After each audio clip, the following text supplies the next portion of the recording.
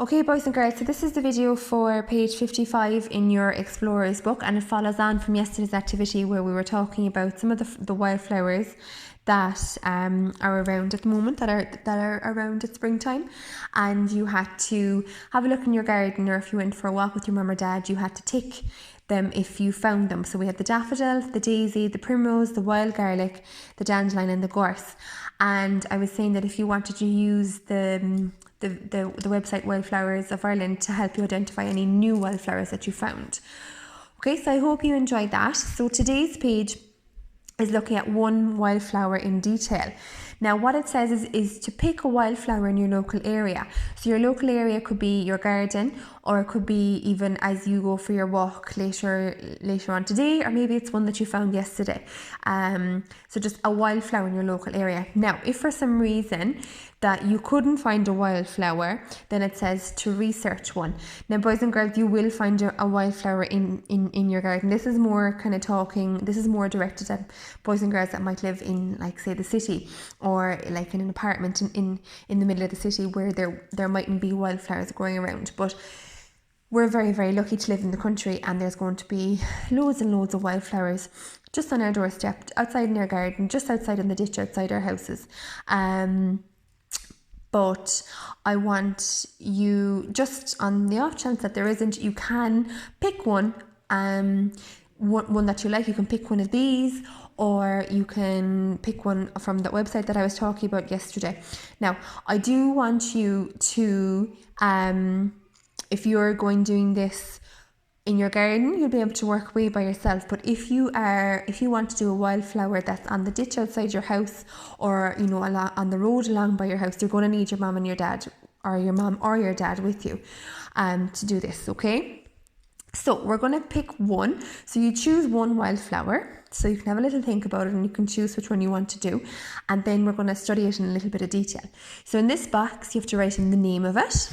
Okay, here it's talking about the habitat. So the habitat, we were talking about this before, is like its home.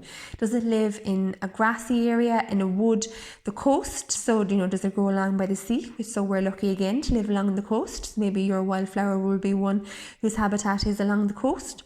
Does it live near water, in boggy land, so in like marshy land, or does it live in a town or a city? Okay, so is its habitat, is that where it's found? Okay, so the location.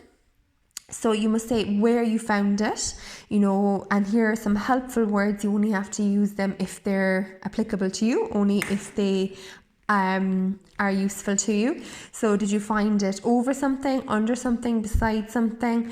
You just write down where you found it. Is it, maybe it's next to your patio, maybe it's on the ditch behind your house. Okay, so you just have to write where you found it. So you must write down the colour and the shape of the flower. So is the flower round? Is it star shaped like the wild garlic over here? Okay, so what shape would you describe the flower as, and what colour? So smell, does it have a sweet smell? Does it have no smell? Some flowers have no scent, they have no smell. Again, I'm talking about the wild garlic again because that's got a very distinctive smell. The garlic is a very, very strong smell. Okay.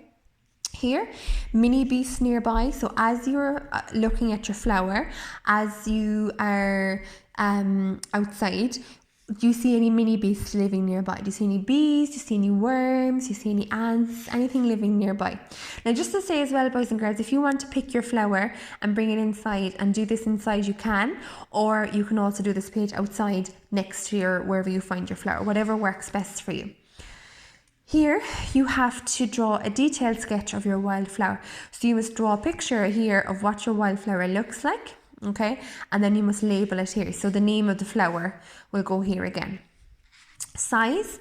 So you must write in if it's big or if it's small, medium sized, and even it says here what could you use to measure it. So maybe if you wanted to measure it, you don't have to, you could get the measurement of it, and it's asking you what could you use to measure it, and here's a little clue here, or you might have some other ways of measuring it. Okay, here excuse me, the colour and the shape of the leaves. So are the leaves, they're obviously going to be a green colour? Are they dark green? Are they light green? Have they got speckles of another colour on them? So the colour of the leaf and the shape of it. Are they spiky leaves? Are they more like thorns? Are they like a beech leaf? Are they long leaves? Are they short leaves? Okay. And here the texture. So, and in brackets it says feel. So what does it feel like? Is it soft? Is it spiky? Is it coarse? Is it rough? Is it smooth? Okay. So what the flower feels like. Okay. So that's a nice page, boys and girls. Just to remind you that if you have chosen a wildflower that is on the ditch outside your house, or if it's along the road outside your house, you're going to need your mum or your dad with you. Okay, you're not to go by yourself to do this. Okay, and like I said a minute ago as well, if you want to bring the book out to the flower and sit down on the ground and do it beside the flower, you can. Or if you want to pick the flower and bring it inside with you, you know, you can do that as well. Okay, and then down here we just have one little fact here. It says a botanist is a person whose job it is to study plants. So they study plants, they find out, you know, they would have been people who would have found out, you know, which kind of habitat it grows best in, and you know, they would have kind of found out what time of year they grow best in, when they flower, and they're constantly studying plants, and they're constantly finding new plants, and they're constantly finding out new things about plants. So that would be a very interesting job. Okay, so I hope that's okay for that page, boys and girls. And up here as well, there's just a little warning: ask an adult before touching wildflowers.